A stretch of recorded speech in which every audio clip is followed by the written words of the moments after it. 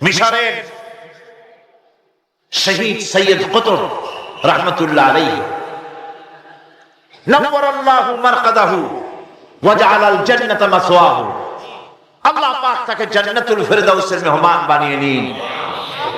মিশরের প্রেসিডেন্ট জামাল নাসের তাকে ইসলামী আন্দোলন করার অপরাধে, ফি জিলালিল কোরআন লেখার অপরাধে, মাআলিমু ফিত তারিখ এই কিতাব লেখার অপরাধে তাকে গ্রেফতার করলো, তাকে কারখানার ভিতরে ঢুকালো এবং সেইখানে ক্ষুধার্ত পাগলা কুকুরকে ঢুকিয়ে দিল। তারপর অনেকক্ষণ পরে একজন লোককে পাঠিয়েছে, দেখে এসো রুমের ভিতরে কুকুরের সাথে কুকুর কি ব্যবহার করে। নাউযুবিল্লাহ। জামাল নাসেরের পাঠানো সেই লোকটি জেলখানার ভিতরে দৃশ্য দেখে অবাক হয়ে ফিরে এসে বললেন, জাহাপানা, কয়েকখানার ভিতরে গিয়ে দেখলাম সৈয়দ কুতুব নামাজের ভিতরে সেজদায় পড়ে আছে, আর শিকারী পাগলা কুকুর তার পাশে বসে তাকে পাহারা দিতেছে। মৃত্যুর ভয় ঈমানদারেরা করে না। তাকে বলা হয়েছিল ক্ষমা চাওয়ার জন্য, তিনি বলেছেন মাজলুমকে ক্ষমা চাইতে হবে জালেমের কাছে, এর থেকে ফাঁসি গ্রহণ করে শাহাদাতের দরজা নিয়ে হাসি মুখে আমি আমার মনিবের দরবারে খাড়া হতে চাই। এটাই হলো ঈমান। আর জামাল নাসেরকে আল্লাহ পাক ইন্তেকাম নিলেন, দুনিয়া থেকে বিদায় করে দিলেন। তুরস্কের প্রেসিডেন্ট যাকে ভাগ্য বিধাতা বলা হয়, আতাতুর্ক বলা হয়, কামাল পাশা আল্লাহ ইসলামের সঙ্গে বেয়াদবি করেছে, আরবি ভাষা শিক্ষা করা হারাম ঘোষণা করেছিল, হিজাব পরা মেয়েদের জন্য হারাম ঘোষণা করেছিল, শাদী শোদা মেয়েদেরকে বিবাহ দেওয়া জায়েজ করেছিল। নাউযুবিল্লাহ। এই কামাল পাশার ঘুম ভেঙে গেল সকালবেলা কিসের এক আওয়াজে। সে বলল, কিসের আওয়াজে আমার ঘুম ভাঙলো? বলা হলো মুয়াজ্জিনের আযান। মুয়াজ্জিন চিল্লাইলো কেন ধরে? মুয়াজ্জিন আনা হলো। তারপরে জিজ্ঞাসা, এই বেটা চিল্লাইছিস কেন? সে বলল, আমি তো চিল্লাই নাই, আমি আযান দিয়েছি। কেন আযান দিলি? আমার ঘুম ভাঙলো কেন? তাকে আনা হলো এবং তাকে অর্ডার করা হলো। বলা হলো, কামাল পাশা বলল, আমার সামনে তাকে জবাহ করো, তার সমস্ত শরীরটাকে তরবারি দিয়ে টুকরা টুকরা করে দাও। আমার ঘুম ভাঙালো কেন? আল্লাহ রাব্বুল আলামিন কামাল পাশাকে দুনিয়া থেকে বিদায় করে দিয়েছেন। না বেঁচে আছে আজ? ইরানের রেজা শাহ পাহলভী মুসলমানদের পর অত্যাচার করেছে। ২৫০০ বছরের রাজতন্ত্রের প্রতিভূ অত্যাচার করেছে মুসলমানদের পরে। মুসলমানের দেশে রাস্তায় রাস্তায় শুকর জবাই হতো। ওলামাদের সম্পর্কে বাসের কন্ডাক্টররা পর্যন্ত এই পর্যায়ে চলে এসেছিল যে আমরা বেশ্যা এবং আলেম এদেরকে আমরা বাসে চড়াবো না। এভাবে করে ওলামাদেরকে ঘৃণা করা হলো, মহিলাদেরকে বেইজ্জত করা হলো, বেপরদা করা হলো। আল্লাহ পাক অ্যাকশন নিলেন, নেন নাই? জোরে করে নিয়েছেন কিনা? ইরানে বিপ্লব শুরু হলো। এই বিপ্লবে মহিলারাও নামলেন, তারাও বিপ্লবে শরীক হলেন। এরপরে রেজা শাহ পাহলভী পলাবার জায়গা পায় নাই, আমেরিকা গিয়া পালালো। আমেরিকা তাকে জায়গা দিল না, পানামায় আসলো। পানামা জায়গা দিল না, কায়রোতে আসলো। কায়রোর একটি হোটেলে জীবনের শেষ দিনগুলি সেখানে কাটলো। এতিমের মতো, ভিক্ষুকের মতো দুনিয়া থেকে আল্লাহ জিল্লাতির সাথে বিদায় করে দিলেন। সেই আল্লাহ আছেন কি নাই? জোরে বলেন, আছেন কি নাই? ইসলামের সাথে এই শত্রুতা নতুন কিছু নয়, বহুত পুরানা। सती जरा कर रहा है असर अज़ल से ताइम्रोज सतीजा कर रहा है अज़ल से ताइम्रोज चरागे मुस्तफा भी से शरारे बुलाबिस। সেই আবহমান কাল থেকে ইসলামের বিরুদ্ধে এই ষড়যন্ত্র চলে আসছে। আবু জাহেলের গোষ্ঠীরা চেয়েছে চিরকাল মুহাম্মদ সাল্লাল্লাহু আলাইহি ওয়াসাল্লামের তাওহীদের চারাগকে, নবুয়তের চারাগকে নির্বাপিত করে দেওয়ার জন্য, কিন্তু তারা নিবাইতে পারে নাই। কারণ ইসলাম আল্লাহ পাকের কাজ। সকলে বলেন কাজ। আল্লাহ রাব্বুল আলামিন বলেন ইউরিদুনা লিইউতফিউ নূরাল্লাহি বিআফওয়াহিহিম ওয়াল্লাহু মুতিম্মু নূরিহি ওয়ালাউ কারিহাল কাফিরুন। ওরা চায় মুখের ফু দিয়ে আমার আলোকে নির্বাপিত করে দেবে। আল্লাহ পাক বলেন আমি আমার আলোকে পূর্ণতা দান করব, তাতে কাফির বেঈমানদের মনের মধ্যে যত জ্বালা যন্ত্রণা হোক না কেন, ওদের মনে যত কষ্ট হোক, আমার দ্বীনের আলোকেও নির্বাপিত করতে পারবে না। আবু জাহেল চেয়েছিল মক্কায় রাসূল করিম সাল্লাল্লাহু আলাইহি ওয়াসাল্লামকে শেষ করে দিবেন, কিন্তু পেরেছে কি? পারে না। আবু জাহেলের কুস্তি শেষ হয়েছে, কিন্তু রাসূল করিম সাল্লাল্লাহু আলাইহি ওয়াসাল্লামের আওয়াজ বিশ্বময় চালু আছে। ওয়ারাফানা লাকা যিকরা, আল্লাহ পাক বলেছেন আমি আপনার প্রশংসার দিগন্তকে বিশ্বময় ছড়িয়ে দেব। সুবহানাল্লাহ ওয়া বিহামদিহি। আজ লন্ডনে, আমেরিকায় আযান হয় মসজিদে। সেই আযান আগে হতো মসজিদের ভেতরে, আর খ্রিস্টানদের গির্জার ঘন্টা বাজতো মসজিদের বাইরে। মুসলমানেরা কেস করলো কোর্টে, একই ধর্মীয় কারণে খ্রিস্টানরা গির্জার বাইরে ঘন্টা পিটায়, আর আমাদের একই ধর্ম, আমরা মানুষকে আহ্বান জানাই আযানের মাধ্যমে, সেটা মসজিদের মধ্যে দিতে দেওয়া হয়। এই আইনের আমরা প্রতিবাদ করছি। 3 বছর কেস চলল। 3 বছর কেস চলার পর ইংল্যান্ডে এখন মসজিদগুলিতে হর্ন বাইরে দিয়ে আযান শুরু হয়ে গেছে। লন্ডনের বুকে মসজিদের আযান মাইকে যখন ছড়িয়ে পড়লো, আমার মনে পড়লো তখন বিশ্বকবি, কবি সম্রাট আল্লামা ইকবাল রহমাতুল্লাহ আলাইহির কথা। তিনি কি সুন্দর করে না বলেছেন, মাগরিব কি ওয়াদিও মে গूंजी अदा हमारे, मगरिब की वादियों में गूंजी अदा हमारी, थमथा न था किसी से सैर रवा हमारा। প্রচ্ছ এবং প্রতীচ্যে, পাহাড়ে পর্বতে, ইথারে সমুদ্রে, সর্বত্র রণিত অনুরণিত হবে, ধ্বনিত প্রতিধ্বনিত হবে বিশ্বময় লা ইলাহা ইল্লাল্লাহু মুহাম্মাদুর রাসূলুল্লাহ। এটাকে ঠেকাবার ক্ষমতা কারো নাই। আজ যদি দুনিয়া বাঁচতে চায়, আমরা কি বাঁচতে চাই? বলেন আমরা কি বাঁচতে চাই? তাহলে আমরা যদি বাঁচতে চাই, সম্মান নিয়ে যদি বাঁচতে চাই, আল্লাহ নবী বলেছেন ইয়া আইয়ুহান নাস কুলু লা ইলাহা ইল্লাল্লাহ তুফলিহু। বাঁচার একটাই পথ, সমাজতন্ত্র নাকি পুঁজিবাদ, ধর্মনিরপেক্ষ মতবাদ? বাঁচার পথ কি? ইসলাম, শুধুমাত্র ইসলাম, একমাত্র ইসলাম। বাঁচার আর কোন পথ। সুতরাং সেই বাঁচার পথ আমাদের হাতে ফিরে আসতে পারে। কিভাবে পারে? আমরা আল্লাহর কাছে চাইবো, আল্লাহ উনি দিয়ে দিবেন? বলেন দিবেন? না কোশিশ করতে হবে, চেষ্টা করতে হবে, সাধনা করতে হবে, জিহাদ করতে হবে, রক্ত দিতে হবে। সাহাবায়ে কেরাম রক্ত দিয়েছেন। রাসূল করিম সাল্লাল্লাহু আলাইহি ওয়াসাল্লাম তার দান মুবারক শহীদ হয়েছে, হয় নাই?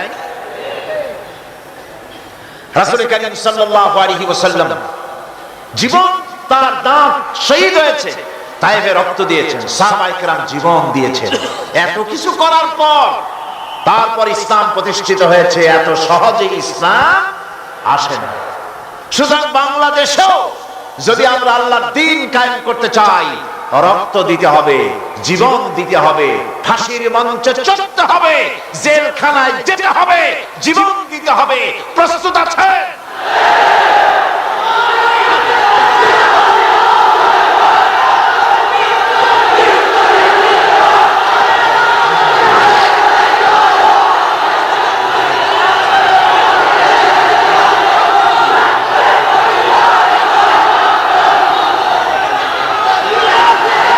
আমার বন্ধুগণ, আজ যদি আমরা জিহাদি প্রেরণায় দ্বীন প্রতিষ্ঠার পথে এগিয়ে আসি, তাহলে এর পরিণতিতে পাবো আমরা জান্নাত। কি পাবো? জান্নাত হচ্ছে সবচাইতে বেশি লোভনীয়, আর জাহান্নাম হচ্ছে সবচাইতে বেশি নিকৃষ্ট, ভীতিপ্রদ। সেই জাহান্নাম থেকে বাঁচার জন্য আর জান্নাত পাবার আশায় সেই পথে আমাদেরকে অগ্রসর হতে হবে, সেই পথে, জিহাদের পথে এগিয়ে যেতে হবে। আমাদেরকে কেউ ক্ষতি করতে পারবে না, কেউ আমাদেরকে ধ্বংস করতে পারবে না, যদি আমরা আল্লাহর পথে থাকি। আল্লাহর পথেই আমাদের জানমাল ব্যয় করতে হবে। কারণ আল্লাহ পাক কোরআন শরীফের মধ্যে বলেছেন, ইন্নাল্লাহা আশতারা মিনাল মুমিনিনা আনফুসাহুম ওয়া আমওয়ালাহুম বিআন্না লাহুমুল জান্নাহ। আল্লাহ রাব্বুল আলামিন বলেন, আমি আমার মুমিনের জান এবং মালকে আমি খরিদ করে নিয়েছি, বিনিময়ে আমার মুমিনকে আমার জান্নাত দান করেছি। সুবহানাল্লাহ। মুমিন ব্যক্তি সে ঘোষণা করবে আল্লাহ পাকের সামনে। আল্লাহ শিখায় দিয়েছেন, ঘোষণা করো, কুল ইন্না সালাতি ওয়া নুসুকি ওয়া মাহইয়ায়া ওয়া মামাতি লিল্লাহি রাব্বিল আলামিন। বলো, আমার জান, আমার মাল, আমার সবকিছুকে আমি আল্লাহর রাস্তে, আমার নামাজ, আমার হায়াত, আমার কুরবানি, আমার মত, সবকিছু আল্লাহর জন্য নিবেদিত করে দিলাম। কার জন্য? এই কথা মুমিন ব্যক্তিকে ঘোষণা করতে হবে, মুমিনকে মনে রাখতে হবে। মুমিন ব্যক্তির সবচাইতে বড় উপকার যে সে যত বড় গুনাহগার হোক, ইমাম তাকে এই সাহায্য করে, যত বড় গুনাহগার হোক আল্লাহ তাকে ক্ষমা করে দিবেন যদি সে আল্লাহর কাছে তওবা করে। সে যদি মাফ চায়, আল্লাহ তাকে তওবা করলে মাফ করে দিবেন। এটা হলো ইমাম তাকে নিরুৎসাহিত করে না, ইমাম তাকে নিরাশ করে না, ইমাম তাকে আশার আলো তার বুকের মধ্যে জ্বালিয়ে দেয়। আলহামদুলিল্লাহ। বন্ধুগণ, আল্লাহ রাব্বুল আলামিনের কাছে মানুষ অন্যায় করলে, গুনাহ করে যদি মাবুদের কাছে, আল্লাহ রাব্বুল আলামিনের কাছে যদি দোয়া করে, আল্লাহ পাক বলেছেন, ওয়া ইযা সালাকা ইবাদি আন্নী ফাইন্নী করিব।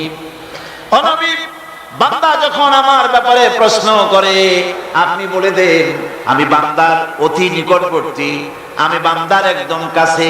বান্দা যদি গুনাহ করে আমার কাছে মাপ চায়, চোখের পানি ফেলে দেয়, আমি তার গুনাহকে মাফ করে দেব।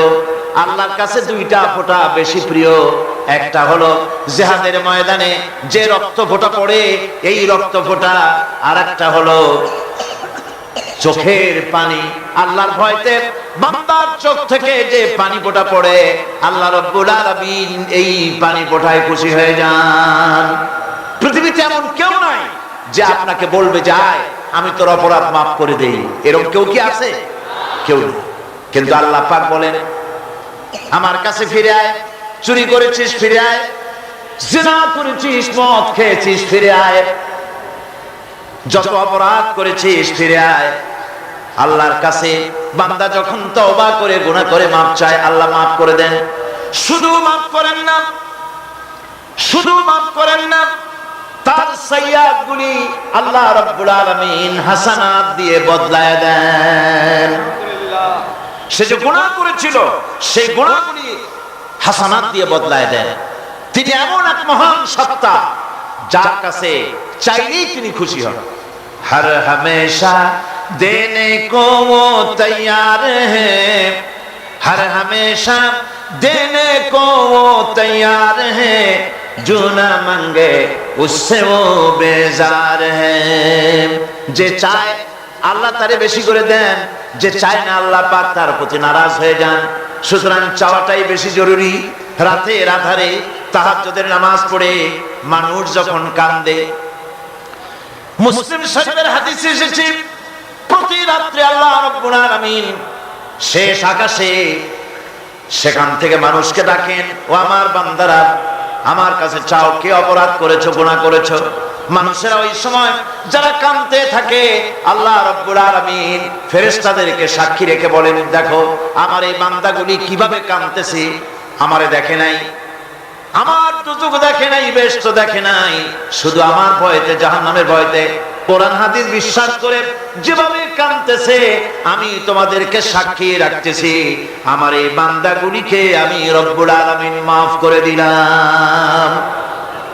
সুতরাং ঈমান মানুষকে এভাবে সমৃদ্ধ করে, ঈমান মানুষকে সমৃদ্ধ করে দেয়, তার সাহসিকতা বাড়িয়ে দেয়, তাকে হতাশা থেকে ফিরিয়ে তার মধ্যে আশার সঞ্চার করে দেয়। লা তাকনাতু মির রাহমাতিল্লাহ, আল্লাহ পাক বলছেন আমার রহমত থেকে মায়ুস হয়ে যেও না, নিরাশ হয়ে যেও না, আমার কাছে কাঁদো, আমাকে বলো, আমি জীবনের সমস্ত গুনাহ খাতাকে মাফ করে দেব। আমার ভাইরা, মুমিন ব্যক্তির ভিতরে সাহস আল্লাহ পাক সৃষ্টি করে দেন, কোন ভয় ভীতি তার মনের মধ্যে জায়গা পায় না, তার মধ্যে সাহস সৃষ্টি হয়ে যায়। তার দৃষ্টান্ত আল্লাহ পাক কোরআন শরীফের মধ্যে দৃষ্টান্ত রেখে দিয়েছেন। আমার বন্ধু হযরত ইব্রাহিম আলাইহিস সালামকে আগুনের ভিতরে যখন ফেলে দেওয়া হয়েছিল, তাকে ফেরেশতারা সাহায্য চাওয়ার জন্য বলেছিল। ফেরেশতা বলেছে, ইব্রাহিম আমার কাছে সাহায্য চাও, এই আগুন থেকে বাঁচায় দেব। হযরত ইব্রাহিম আলাইহিস সালাম বলেছিলেন, আমি তোমাদের কাছে সাহায্য চাইবো না, কারণ আমি তো এমন কোন অন্ধ খোদার ইবাদত করি না যিনি তার নিজের চোখে আমার দুঃখ দুর্দশা না দেখেন। তিনি তো দেখতে পাচ্ছেন, সুতরাং আমি তোমার কাছে সাহায্য চাইব না। আগুনে পড়ে গেলেন। এরপরে রব্বুল আলামিন আগুনের প্রতি নোটিশ করে দিলেন, ইয়া নারু কুনি বারদাও ওয়া সালামান আলা ইব্রাহিম। আগুন আমার ইব্রাহিমের জন্য শান্তিদায়ক ঠান্ডা হয়ে যা। কি বলেন, আগুন তারপরে জ্বলছিল? আগুন তারে জ্বালাইছে? আগুন তারে জ্বালাতে পারে নাই। আমার বন্ধুগণ, সাহস হারাবেন না, কোন অবস্থাতেই সাহস হারাবেন না। আজও যদি কোন নমরুদ কোন ইব্রাহিমের সন্তানকে যদি তার দলভুক্ত কাউকে যদি আগুনে ফেলে দেয়, আল্লামা ইকবাল বলেছেন, আজ ভি হো জু ইব্রাহিম কায়মা पैदा आग कर सकती है এক আন্দাজ গুলিস্তান पैदा। ইব্রাহিমের ঈমান যদি আজও কোথাও হয় বিদ্যমান, করতে পারেন অগ্নিকুণ্ডে খুবসুরত গুলিস্তান।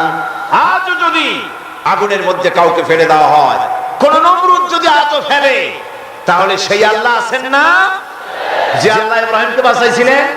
আছেন কিনা? সে আল্লাহ পাক আজও আছেন এবং আগুনের ভেতর থেকে তার বান্দাকে তিনি হেফাজত করতে সক্ষম। ভাইরা আমার, হযরত মূসা আলাইহিস সালামকে এসব ঘটনা কোরআন শরীফে আল্লাহ পাক কেন বললেন? আমি তো বানিয়ে কোন ঘটনা বলতেছি না, এগুলি কোথায় আছে? কোথায় আছে? আল্লাহ পাক এসব ঘটনা কেন বললেন? এই জন্য বলেছেন, ফেরাউন এক যুগে সেই বিদায় হবে তা না, নমরুদ এক যুগে সেই বিদায় হবে তা না, আবু জাহেল এক যুগে সেই বিদায় হবে তা না। আবু জাহেল, নমরুদ, ফেরাউন আসবে না, কিন্তু তাদের নাতি নাতনিরা তো আসবেই। যেন তোমরা ভয় পেও না। আল্লাহ রাব্বুল আলামিন কোরআনে কারীমের মধ্যে পরিষ্কার করে বলে দিয়েছেন, এসব ঘটনা শোনায়েছেন ইবরতের জন্য। কিসের জন্য বলেন? ইবরতের জন্য। আমরা তো ইবরত বুঝি না, আমরা উপদেশ বুঝি না, শুধু ফুর্তি করি। জাগা জি লাগানে কে লিয়ে ये दुनिया नहीं है, जगह जी लगाने के लिए ये दुनिया नहीं है, ये इबरत की जा है, तमाशा नहीं है। এই পৃথিবী তো খেল তামাশা করার জায়গা না, এই পৃথিবী তাস খেলা জুয়া খেলার জায়গা না, এটা উপদেশ গ্রহণ করার জায়গা। উপদেশ দেখো, শেখো, উপদেশ গ্রহণ করো। হযরত মুসা আলাইহিস সালামের কথা আল্লাহ শুনাইলেন। এই কোরআন শরীফের ভিতরে এক জায়গায় দুই জায়গায় নয়, অসংখ্য জায়গায় মুসা আলাইহিস সালামের কথা আল্লাহ বলেছেন, ঠিক কিনা? ইব্রাহিম আলাইহিস সালামের কথা বলেছেন, ঠিক কিনা? মুসা আলাইহিস সালামের কথা আল্লাহ পাক শুনাই দিলেন। ফেরাউন তার পিছনে লেগে গেল। মুসা আলাইহিস সালামের অপরাধটা কি? অপরাধ হলো তিনি বলেছিলেন লা ইলাহা ইল্লাল্লাহ। জোরে বলেন লা ইলাহা ইল্লাল্লাহ। আর জোরে লা ইলাহা ইল্লাল্লাহ, লা ইলাহা ইল্লাল্লাহ, লা ইলাহা ইল্লাল্লাহ,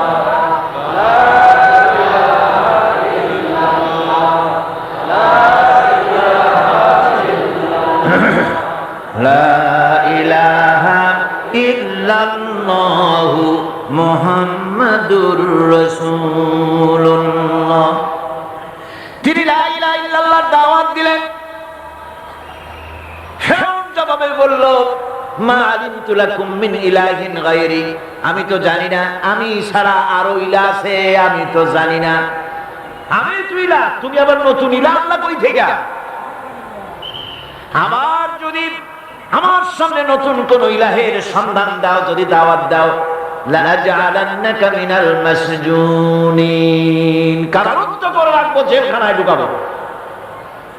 মুসা আলাইহিস সালাম বললেন, ফেরাউন রে, কার তুমি ভয় দেখাও জেলখানা?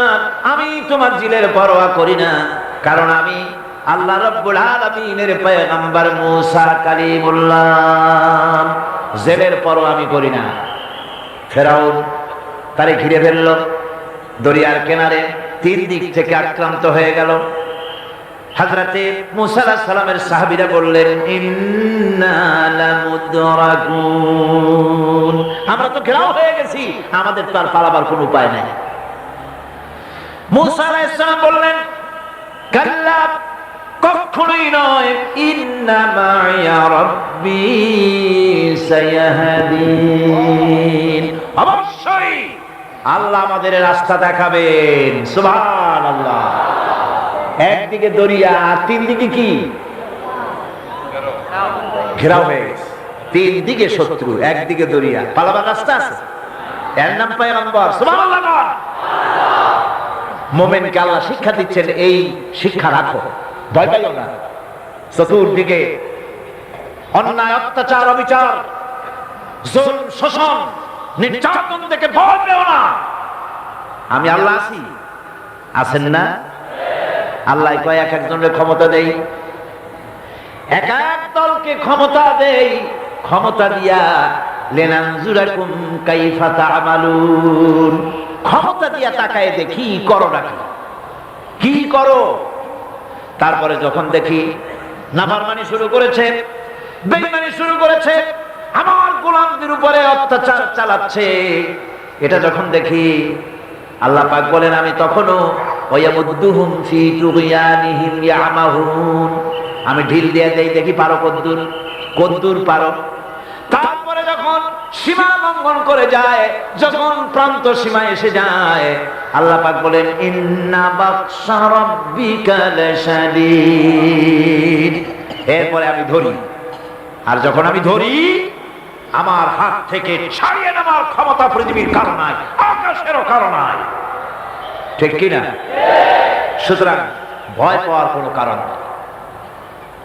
মুসা আলাইহিস সালাম বললেন, ভয় পেও না, আল্লাহ আমাদেরকে রাস্তা দিয়ে দিবেন।